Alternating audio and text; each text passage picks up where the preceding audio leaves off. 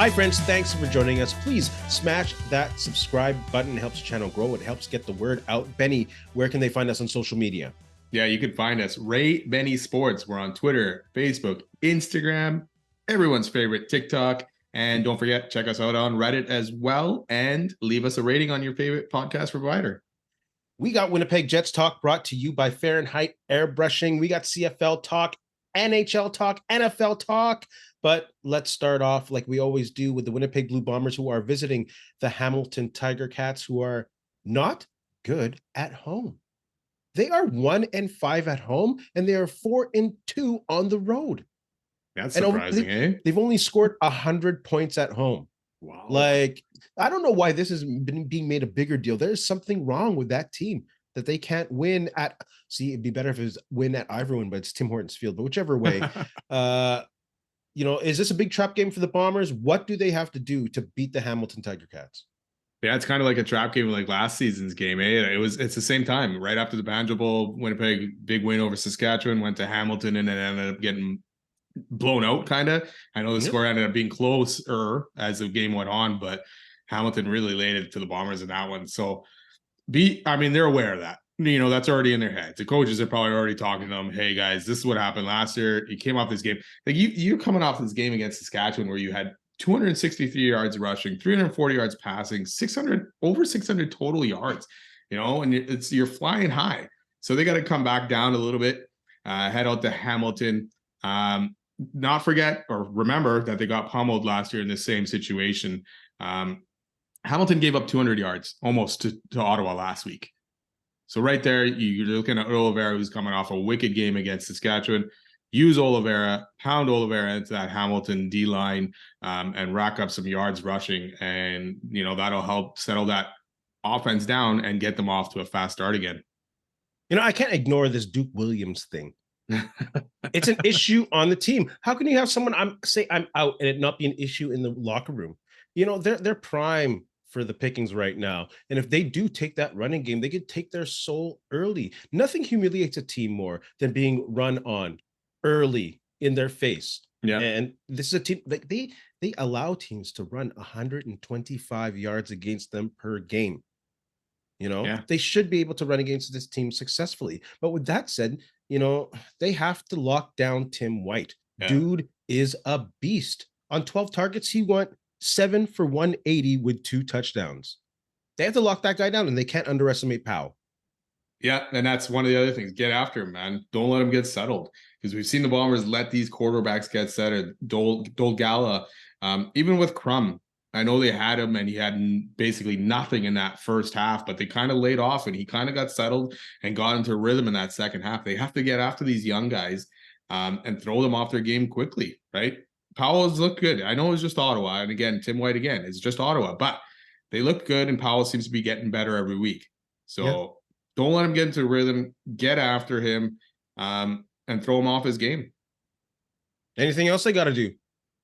You know what? The only thing is right now is just that. Jeff Goat's questionable for this game. Hopefully he plays. But yeah, that D-line will have to get at it. James Butler, they'll have to be aware of him because he's a good player, good rusher. I know that the Bombers D has been way better at, not giving up a lot of run yards, but Butler's a very good player. So keep aware of him and keep on him. They got to cover kickoffs better. Yeah, too. Yeah. Like Tyrell McAllister, who plays for Hamilton, he's, I think, the best kick returner in regards to average. He's averaging about 28 yards, even more per return. And these are guys who have returned the ball more than 20 times. So they got to lock that guy down. And they're starting to use him more on the offensive side of the ball as well. I think he got 4 receptions for 40+ yards. So that's a weapon they also have to watch with a lot of speed. Yeah. They will give them trouble. And of course, you mentioned James Butler, and not just in the running game.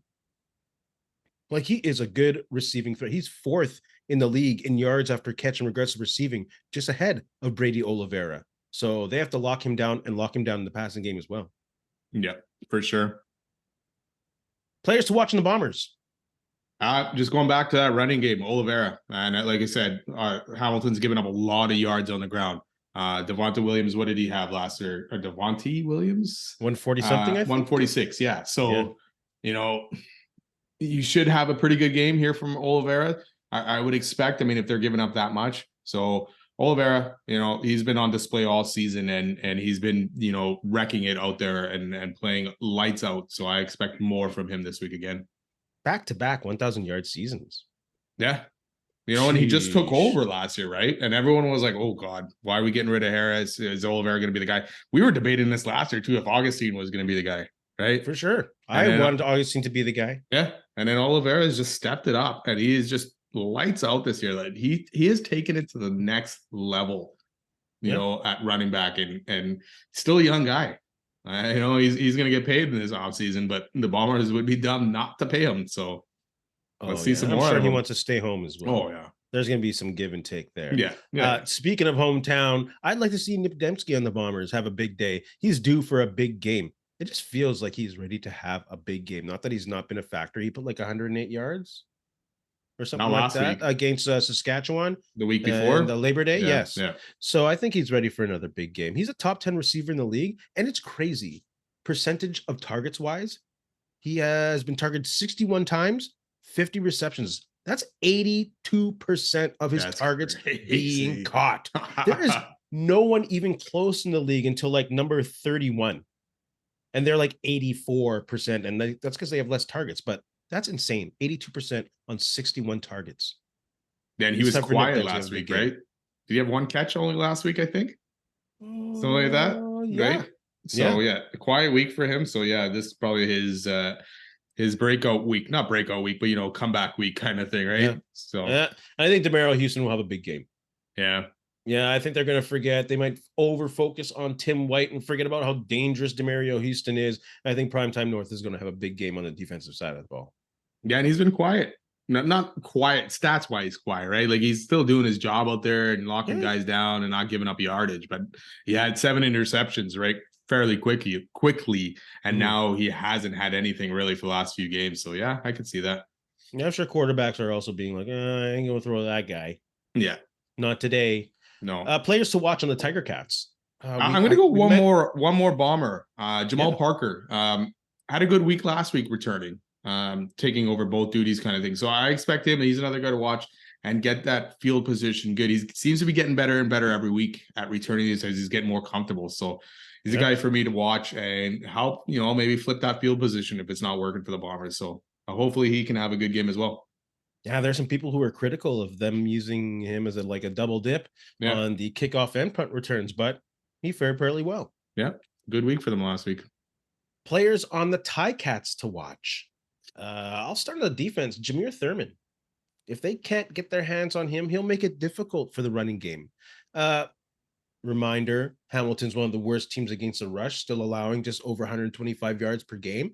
But if the Hamilton D-line plays good, and we know there's talent there, and like I said, if they can keep hands off of Thurman, he can cause some problems for the Bombers in the pass and the rushing game. Yeah, that whole front seven, you look at that whole front seven from Hamilton, they got some good guys on there, right? Casey Sales, Laurent, Lawrence, Thurman, and you're thinking, okay, they should be a lot better than what they've done. Yeah. It should be a lot better than what they've done so far, and especially against the run, but they just haven't been getting it done. But you always have to be aware of these guys no matter what. And that's the group that I kind of have. I know it's just one player, but I have about that whole group of front seven that the Bombers have to be aware of because you never know. They could wreck a game. They got good players. So, get at them and drive. And that's what I'm saying, Oliveira, tire those guys out, so then you can open up a bit of the passing game or you just keep pounding Oliveira, whichever. And everyone always plays hard when the Bombers are in town. Yeah.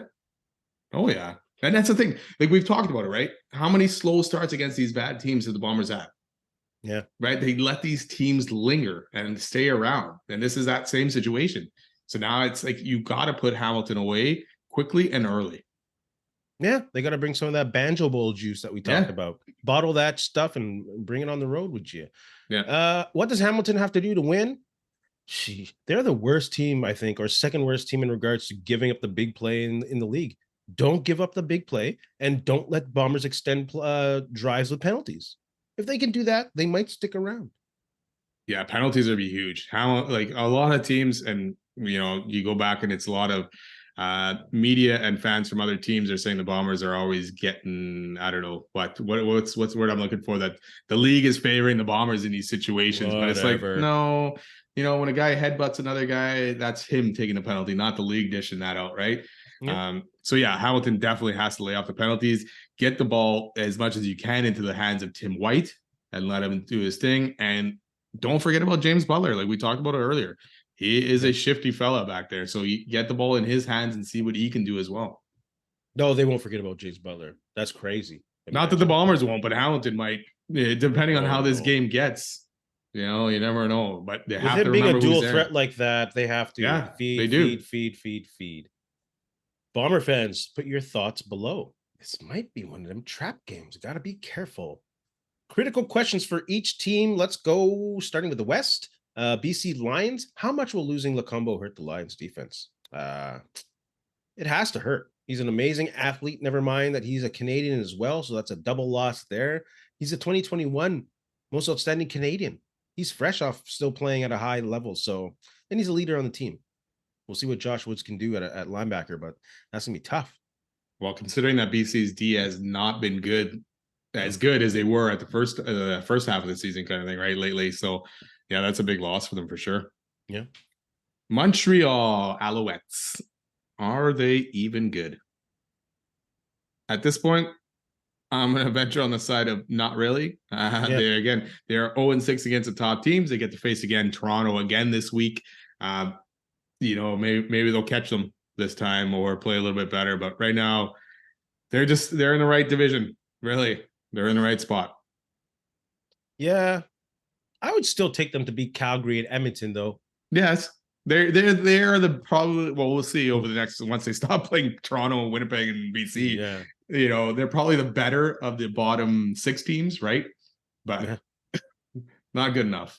No. But hey, once the playoff starts, you never know what happens. Just got to get in. Edmonton Elks, can they keep the hot streak going? They are 3-1 in their last 4 since they dropped the huge lead to the Bombers. Saskatchewan is coming off that ass kicking, so they might be pretty pissed. But we saw Winnipeg run all over Saskatchewan, and Edmonton has a crazy good running game. I think they were over 250 last game, maybe over 260 with Kevin Brown and Trey Ford. Shoot. So, yeah, can they keep the hot streak going in Edmonton? Yeah, Saskatchewan they're playing Saskatchewan, aren't they? Well, I don't mean location where they're playing. I'm talking about the team. All right, then. The run game, Kevin Brown and Trey Ford could cause some havoc for Saskatchewan. It'll be interesting to see, man. They cause havoc for everyone. My goodness. Toronto, what plan of action will they take after they wrap up first this week? That's a lot of season left. What do you really have to play for at that point when you've locked up first in the East? You're going to host the East final. It's going to be hard. Like we thought the Bombers last year when they clinched first, which was a little bit later, what were they going to do? If Toronto does it this weekend, it's like, wow, that's a lot of season left to try and figure this out and how to keep guys engaged. So it'll be interesting to see what they do. Yeah, you play to win the game, and they're professional athletes to go out there, but you don't want to get anyone hurt. But do you also don't want to strategize that? Yeah, you don't want to rest Kelly completely because this is really only his first season playing. No, do you really want to rest him going into the playoffs? Right? It's going to be tough. This is, by the way, not a Toronto Argos jersey. This is Barry Sanders, Detroit Lions. So don't even start, y'all. Calgary Stampeders. They have the week off. So can they figure out how to stop a running game? Because they're the team that got smoked by him, 226 yards. They got to figure it out in Calgary. Like if it's not one thing, it's another in Calgary. It's tough. Well, yeah, and you're running out of chances here, right? I mean, if Edmonton can beat Saskatchewan, it makes things a little bit tighter. But Calgary have to win a game. Well, they win one, they lose one, right? So they should win this week. Oh, they're not even playing this week. They're on a bye this week. Never mind. That's what I said. They have the week off. Yeah, sorry. Someone's not listening to me when I'm talking. You're talking? Next. Are you talking? Yeah, I'm always talking when you're not. Hamilton, will they beat the Bombers like they did last year after the Banjo Bowl? I'm gonna say no. Because I think the Bombers will be more prepared. and the coaches will have them ready and remembering from last year what happened. So, plus, I think Hamilton is kind of worse than last year, I think, right? Oh, So, for sure. so yeah, I expect the Bombers to come out on this one in Hamilton. They'll be still hanging on to that last playoff spot after this week, but it won't be a good week. It's got to be frustrating being a TiCat fan at this point in the season. Oh man. Well, Ever especially since Bo Levi. yeah, and but exactly the moves they made, right? Not only Bull Levi, but the guys on defense, the guys you brought in. You know, like you were expecting a way better season, and all you've done is beat Ottawa 3 times, Edmonton once, and BC somehow. So, Man. yeah. Saskatchewan. I have a theme for these past 2 questions. Can they stop the Edmonton running game? Because if they can't, that's true. If they can't, then I think it's game over for Saskatchewan. So can they stop them? They had trouble with Winnipeg's running game. Yes, they did. Even Johnny Augustine hit a hard one, hit a long one, whatever you want to call it. So yes, Saskatchewan is already back on the plane by then. They were done. see. Ottawa, can they make a run and make things interesting for that final playoff spot? No. BC this week, that's going to be a tough one. If they can somehow pull off a miracle and beat them, hey, I'll give them more props and I'll say they have a shot. But it's not looking good for Ottawa anyways at this point, and hopefully they can finish this season strong, at least show something for Bobby Dice, give Bobby Dice another chance next year. And we've talked about it too. They need more personnel. They need better players in this team. So I feel for Bobby Dice, Kahari Jones, and all that. So yeah, hopefully it ends well. Better. Cheering so hard for Ottawa in the East. Yeah. Oh man. Winnipeg, can they bring that energy they had to start the game last week into this week's game? We covered this already in regards to Hamilton getting any kind of momentum, sticking around. You know, I'm just hoping they start strong. If they start strong, I think I'll put the feet up on the recliner there and pour myself another one because I think it'll be good. But if they start slow, then I'll be worried. And they've started slow against bad teams a lot, right? Yeah. Like they just can't. I don't know, with a veteran team like they have, you think they'd come out of the gates better, but maybe it's just going through the motions sometimes that they know, hey, we're making the playoffs. Chances are we're in the West final. You know, we just got to win one game to get to the Grey Cup, kind of. And it's just like maybe that's in their head sometimes. But yeah, I'd love to see them just come out and full force and beat Hamilton down. Let's go into CFL quick and dirty predictions. Argos, Owls, who do you got? I'm going to take the Argos. I have no faith in the Owls being able to do this, even though Curly Gittins is on the 6-game injured list. Like we talked about, a win here for the Argos. They clinched first. They have gone 4 straight games without allowing a sack Toronto. And I go back to you, actually. This is the one thing that actually got me to think here. Remember when we talked about this when the Argos were, I guess, 6-0, right? And you said your cousin Larry said the Argos have never been 7-0. Well, the Argos have started. Yeah, they've never been 11-1 before. So they've been 10-1 before and then lost that other game.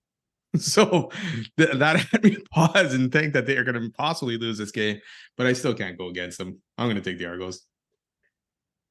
Should I take the Owls just for fun now?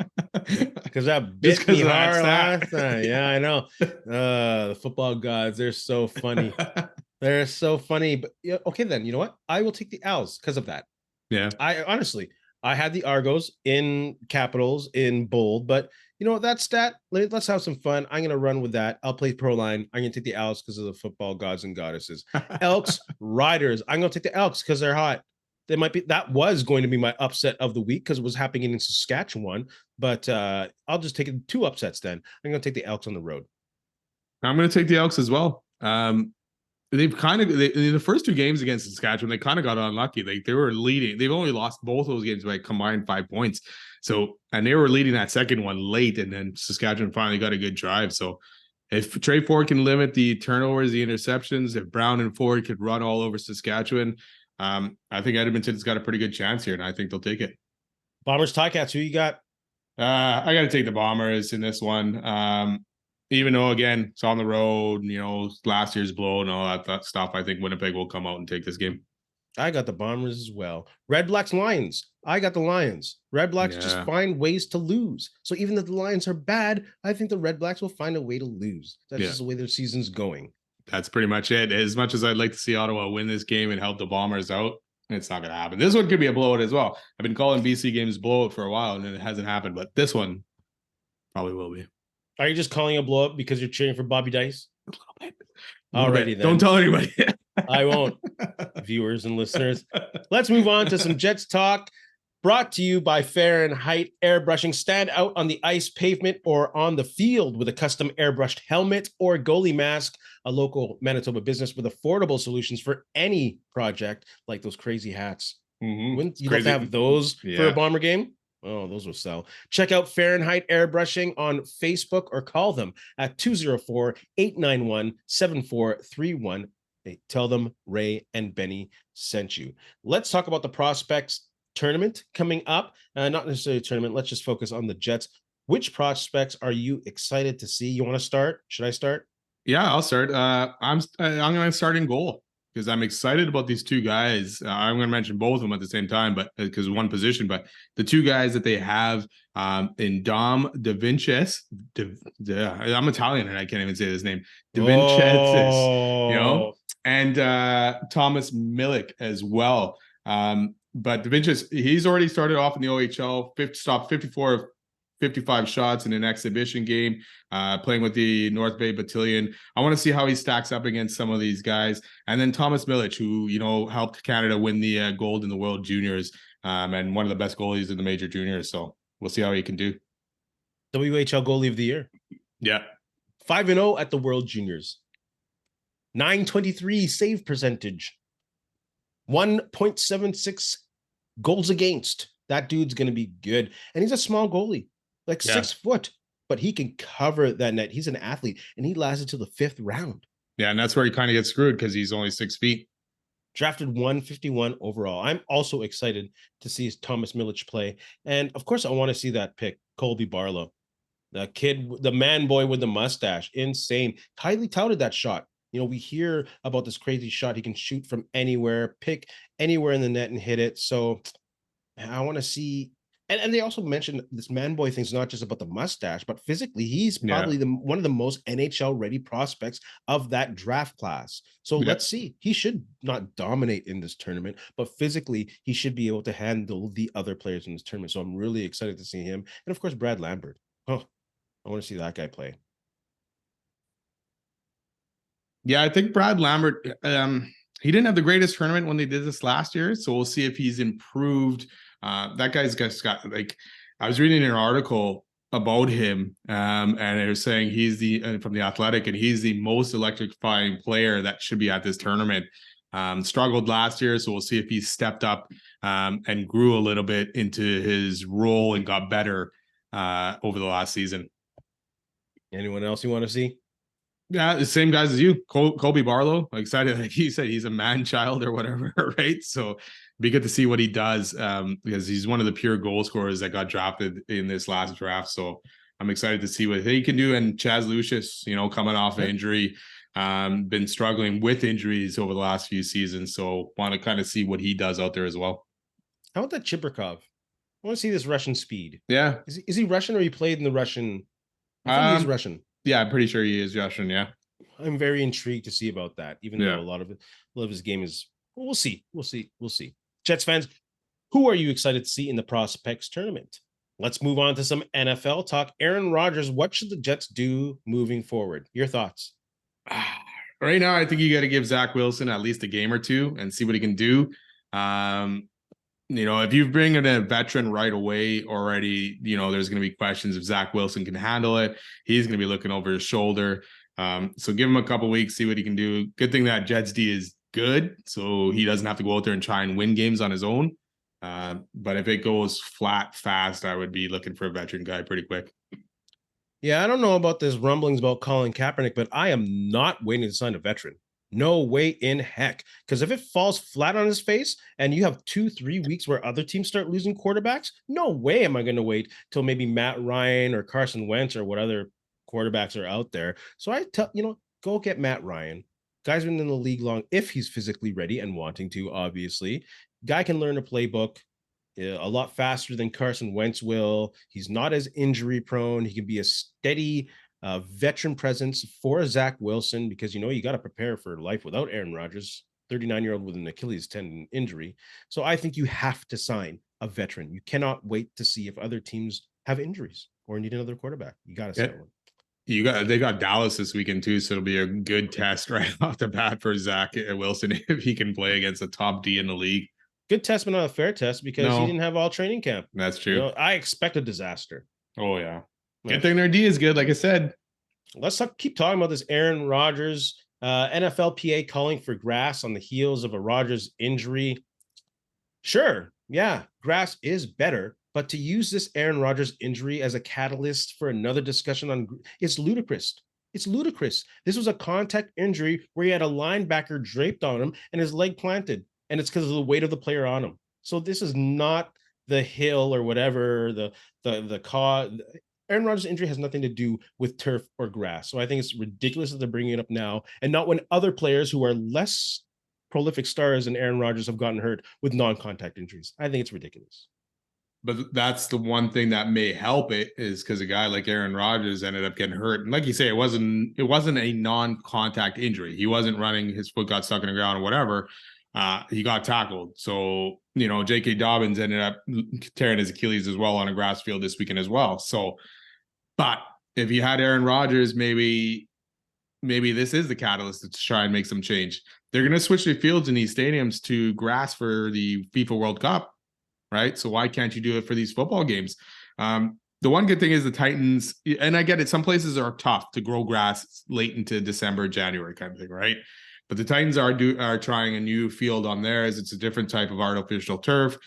So maybe that's where they kind of get with this if that works out. But they do need to look at it, and they do need to make a better study out of this and figure this out. If grass is better, even in aches and pains, right? Because the turf fields are harder. Why not make that investment and have these guys be able to play a longer career instead? But they know they always got new guys coming in, right? Turning in guys. They had a long time ago. They knew this a long time ago. Why didn't they do it a long time ago? Now they're trying to attach it to an injury that has nothing to do with the cause.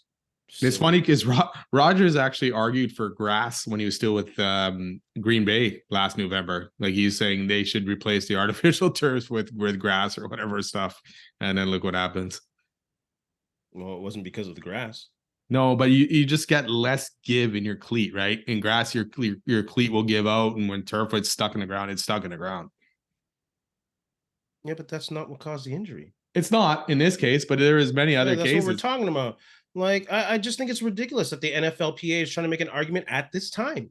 Why wasn't this done months and months ago when other players were getting non-contact injuries on this thing? I know as a Niner I'm not fan, saying don't do it. I'm not saying don't do it. I'm saying this is not the case that you put it on. Well, hopefully this is the case that makes it change. They're not going to change. The owners, the only way the owners are going to change this is if the players end up giving up some kind of concession in the next CBA, right? They know what this is a bargaining chip for them later on.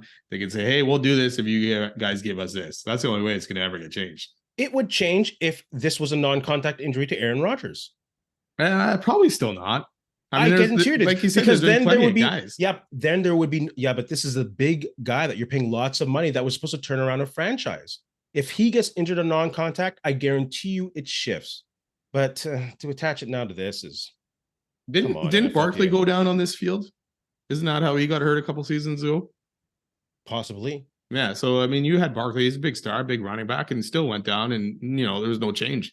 So the owners are not changing anything unless Aaron Rodgers is one of the prime quarterbacks in the league, and this was supposed to turn one of the league's most laughable franchises totally around. Yeah. So that's a huge difference. Like, unbelievable. I hope they change it. I'd like to. I don't know. Oh, for sure. They should have changed it long ago. I'm just saying it's ridiculous that now's the time we need to change it. Give me a break. Do you have anything to say to our friends? You know what? Thanks a lot for listening. Don't forget, check out Fahrenheit Airbrushing. And you know what? They don't just do helmets. Oh, sorry, what? Yeah, we have one more thing to talk about. Talk about Fahrenheit brushing. Go ahead. Yeah, they don't just do helmets. They can do cowboy hats. They can do anything. So check them out. We're not done with NFL talk. Will Bill Belichick return the Patriots to the Super Bowl? Excuse me. Depends how long he's going to coach for. The AFC is too stacked for me right now. Like, he's not winning anything probably in the next 5 years, but if he sticks around for 5 to 10 more years, I could see him. He's a great coach. He gets this Patriots team always playing well every season. So I don't think so, like now or anything, but maybe in 5 to 10 years. Yeah, I think his reign, the evil empire, is done. When you have a generational quarterback like Tom Brady, who went to another city and won a Super Bowl after starting a season horribly, Bill Belichick doesn't have it. Sorry. If you want a great defense, he's there, but I don't think he's going to lead another team to a Super Bowl. He can give you 20 years. I don't think it'll happen. You don't think Mac Jones is a generational talent? No. Do you? No. Are you seriously asking that question? I was just joking around.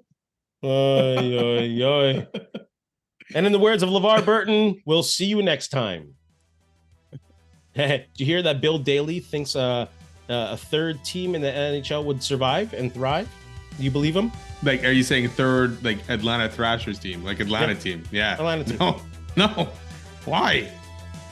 What's the difference this time? An ownership group. I agree with him. I think it would. I think Atlanta is a great sports town, and I also think if they have a draft like Vegas and Seattle, that they would be better and they would attract fans. Like when Ted Turner sold the team to that other Atlanta Spirit, they just wanted the arena and the basketball, apparently. So the Thrashers didn't care about that. So I feel sorry for Atlanta, but I think it might do better. I mean, it's tough to go into there for a third time, but they're going to do it, obviously, because it is a huge market. And if you can succeed in that market, yes, it's great for the league. But yeah. I'm still skeptical of it actually working out.